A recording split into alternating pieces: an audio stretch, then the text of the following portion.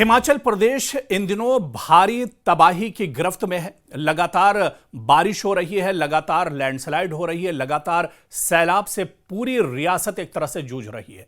और हिमाचल प्रदेश में जिस वक्त ये आपदा आई है, जिस वक्त ये हालात खराब हुए हैं, मौसमी हालात, ऐसे में यहां पर एक बहुत मुकद्दस यात्रा यानी मणिमहेश की यात्रा चल रही थी, जहां पर हजारों की तादाद में श्रद्धालु एक तरह से पहुंचे हुए थे और इस यात्रा में शामिल थे। लेकिन ठीक इस यात्रा के बीच आप देखिए कि किस तरह से अचानक आपदा आती है, लैंडस्लाइड होता है, सैलाब और बाढ़ आती है, जिसकी वजह से सैकड़ों की तादाद में जो श्रद्धालु हैं वो एक तरह से फंस कर रह जाते हैं।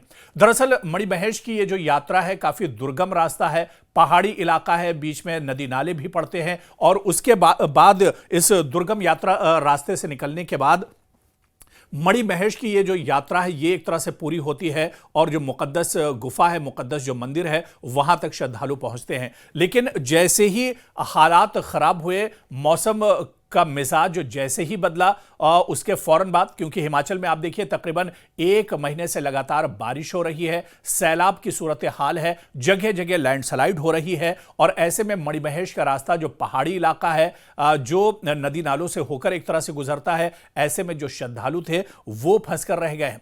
लेकिन एक बड़ी वजह और सरकार या इंतजामिया की कमी आप कह लीजिए कि मणिमहेश इस यात्रा में जो श्रद्धालु फंस गए थे उनके लिए एक इमरजेंसी नंबर और एक टोल फ्री नंबर सुक्खू सरकार ने जारी किया था, इंतजामिया ने जारी किया था। लेकिन आप सरकार की लापरवाही देखिए, सरकार कितनी बेहिस है या इंतजामिया कितना लापरवाह है, उसकी जिंदा मिसाल इससे नजर आती है कि जो टोल फ्री नंबर सरकार की तरफ से जारी किया गया वो टोल फ्री नंबर दरअसल लग ही नहीं रहा है। जो श्रद्धालु फंसे हुए हैं उनके घर वाले जब इस टोल फ्री नंबर पर, ये टोल फ्री नंबर हम आपकी स्क्रीन पर भी एक तरह से दिखा रहे हैं, यही टोल फ्री नंबर है जो सरकार की तरफ से और इंतजामिया की तरफ से दिया गया था। और इस टोल फ्री नंबर पर जब जो श्रद्धालु फंसे हुए हैं, जो मुतासिरीन हैं, उनके घर वालों ने जब राब्ता करने की कोशिश की तो यह नंबर लग ही नहीं रहा है, ये नंबर एक तरह से मौजूद नहीं है। और ऐसे में जो श्रद्धालु हैं, उनके घर वाले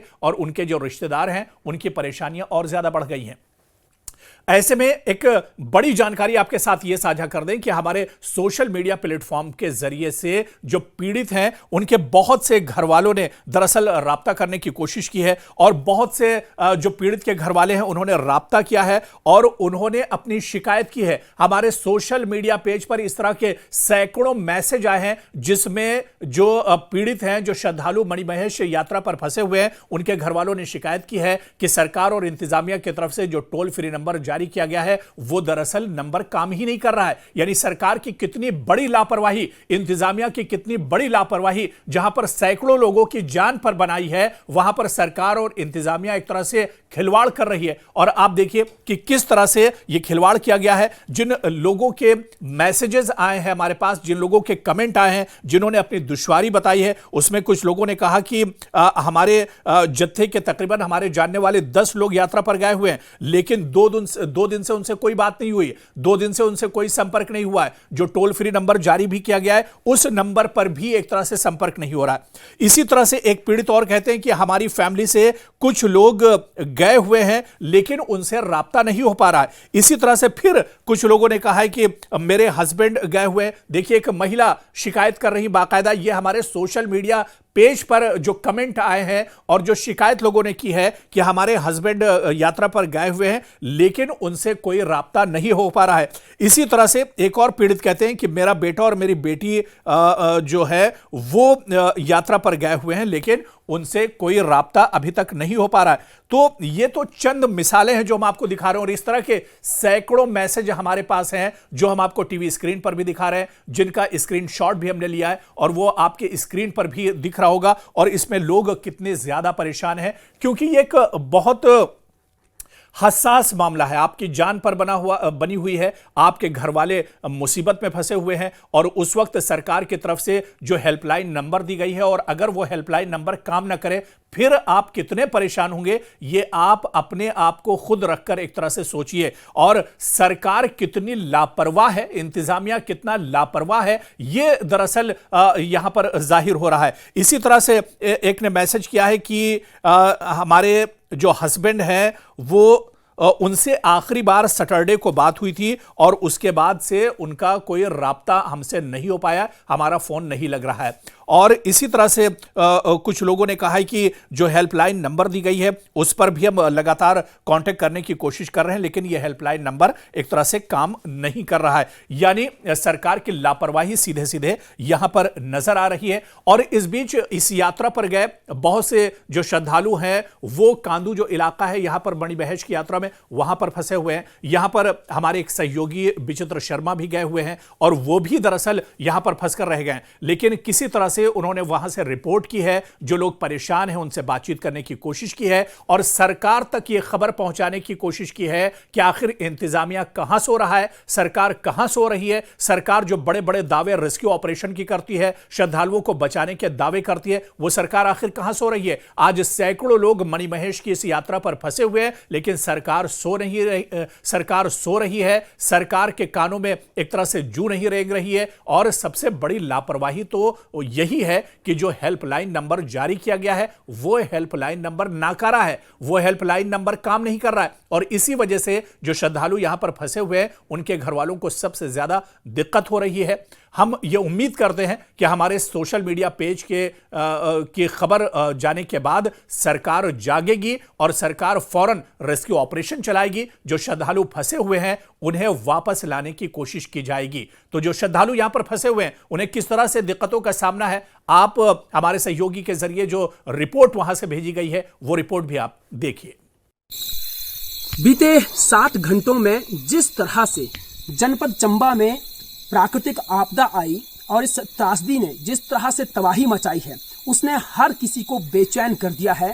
लिहाजा वो लोग काफी ज्यादा बेचैन हैं जो लोग या तो मणिमहेश की पाक पवित्र यात्रा कर रहे थे या वहां पर जो है अपना कुछ ना कुछ वहां पर कई तरह के कामकाज वहां पर कर रहे थे, चाहे वो लंगर सेवा लगा रहे थे, चाहे वो वहां पर यात्रा में अपनी भागीदारी सुनिश्चित कर रहे थे, या जो लोग जो है इस यात्रा में जाना चाह रहे थे।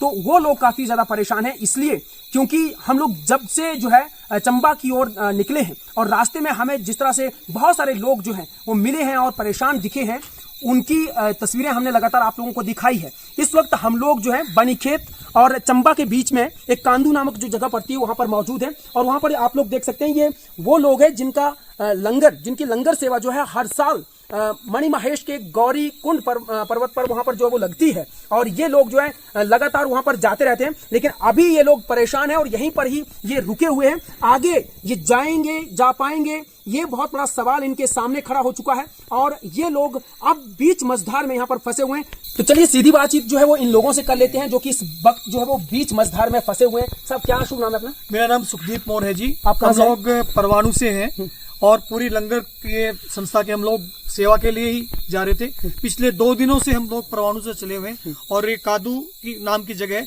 जो बनीखेत और चंबा के बीच में है। हम पिछले 2 दिन से इतने परेशान हैं, जगह जगह लैंडस्लाइडिंग है, सड़क चली गई है, पानी नहीं है, लाइट नहीं है, किसी प्रकार की नेटवर्क की कनेक्टिविटी नहीं है और प्रशासन के इंतजाम जीरो है। किसी भी प्रकार की कोई भी सहायता प्रशासन की तरफ से नहीं हुई। लाखों लोग रास्ते में अटके हुए हैं। कोई जम्मू के हमारे यात्री जाते हैं वो अटके हुए हैं और आप देखिए ये पूरा यहाँ पर अंधेरा है। ये पीछे एक होटल की बिल्डिंग्स है, किसी भी प्रकार की कोई लाइट नहीं, पानी नहीं है, खाने के लिए कोई भी किसी प्रकार का कोई साधन नहीं है। ऐसी प्राकृतिक आपदा में प्रशासन का सहयोग जो मिलना चाहिए था वो नाम मात्र है। हमारी चिंता क्या है, हम लोग गौरीकुंड में लंगर लगाते हैं परवाणु से, हमारे करीबन वहाँ पर 40 बंदे ऊपर हैं जो कि सेवा के लिए गए हुए हैं। तो हमारी चिंता है, उनके परिवारों की चिंता है। हमारे परिवार भी हमसे संपर्क नहीं कर पा रहे और हम कैसे जाए चंबा। जैसा कि हमारे को पता लगा कि हमने करीबन 20-25 मोटरसाइकिल सवारों से बात की है रोक रोक के। वो कह रहे हैं जी चंबा से भरमौर का तो और भी ज्यादा बुरा हाल है। लोग अपने बल्लियों में बाइकें उठा के, कंधों पर बाइकें उठा करके बीच बीच में आए हैं और बहुत ही बुरा हाल है। जैसा कि 95 में प्राकृतिक आपदा आई थी वैसा ही बुरा हाल है अब की बार है। और हम लोग आप जी के माध्यम से ये संदेश देना चाहते हैं हिमाचल सरकार को, हिमाचल के मुख्यमंत्री सुक्खू साहब को, कि कृपा करके इस मामले में स्वयं संज्ञान लें और डीसी चंबा, एसपी चंबा, जो भी डिविजन के कमिश्नर्स हैं और भी जो भी टॉप अथॉरिटीज हैं, एनडीआरएफ की टीम है या जो भी रेस्क्यू की टीम है, उन लोगों को रेस्क्यू कराएं। हमारी चिंता है और ये चिंता हमारे अकेले एक लंगर की नहीं है, सभी लंगरों की है। अगर लंगर नहीं होंगे तो कैसे यात्रा चलेगी, कैसे लोगों को हम लोग वो कर पाएंगे। हम भी सेवा के लिए हैं, हम यही चाहेंगे कि आप जी के माध्यम से। कनेक्टिविटी को लेकर आप क्या कहना चाहेंगे? जिस तरह से मोबाइल नेटवर्क नहीं है और कह रहे हैं कि भैया आपके जो लोग वहां पर फंसे हुए हैं उनसे बातचीत आपकी नहीं हो पा रही है, उसको लेकर आप क्या कहना चाहेंगे? हमारी कनेक्टिविटी है नहीं है। पिछले 2 दिन से हम भी परेशान हो रहे हैं, कोई कनेक्टिविटी नहीं है, किसी से कांटेक्ट नहीं करवा रहे हैं, किसी अथॉरिटी से बात नहीं हो पा रही है। कल हम तूनू हट्टी में रुके थे, सवेरे हमने वहां से जर्नी स्टार्ट की है, टिल अभी हम कांदू में रुके हैं। आगे एक जेसीबी लगी हुई है जो सवेरे से मलबा साफ कर रही है और हम उसको फॉलो कर रहे हैं। इसके आगे का सफर पता नहीं कैसे जाएगा, कैसे नहीं जाएगा। हमें भी खुद टेंशन है क्योंकि हमारी जो समिति के मेंबर वो सारे ऊपर फंसे हुए हैं, कोई बातचीत हो नहीं रही है। तो हम क्या करें आगे, हमें खुद भी समझ नहीं आ रही हमें करना है आगे, क्या करना चाहिए। देखिए आप किस तरह से ये परेशान है, क्योंकि इनके जो समिति के जो मेंबर है, जो सदस्य हैं, जो कि गौरी कुंड में फंसे हुए हैं, उनसे इनकी बातचीत नहीं हो पा रही है। जाहिर सी बात है, जब बातचीत ही नहीं होगी तो इनको क्या मालूम कि वहां पर क्या स्थिति रही होगी, कैसी स्थिति इस वक्त होगी। आप क्या कहना चाहेंगे, क्या प्रशासन से अपील करना चाहेंगे, सरकार से अपील करना चाहेंगे? सर, डीसी चंबा से यही रिक्वेस्ट है कि इसको जल्द से जल्द खुलवाया जाए कि हम 31 तारीख को जो सही स्नान है वो कर सकें। हमारी यही डीसी चंबा से उम्मीद है। लेकिन जब रोड कनेक्टिविटी नहीं है, मोबाइल नेटवर्क नहीं, बातचीत नहीं हो पा रही है, तो आपको लगता है कि ये संभव है? अगर रोड ही कर चुके होंगे तो उसको कैसे फिर पॉसिबल है कि इस यात्रा को फिर सामान्य किया जाए? ज्यादा से ज्यादा मशीनें लगाई जाएं, सरकार को खुद यहाँ पर आके देखरेख करनी चाहिए, जिससे कि जल्दी से जल्दी यात्रा खुले और लोग दर्शन कर पाएं। जी एक जेसीबी लगी है। आप कुछ कहना चाहेंगे इस यात्रा को लेकर? आप ठीक है जी, आप? मैं तो यही कहना चाहूंगा कि जल्दी से जल्दी जितना जो यात्री वहाँ पे है उनका जल्दी से जल्दी रेस्क्यू किया जाए, क्योंकि वो बहुत परेशान है। घर से उनकी बातचीत नहीं हो पा रही है।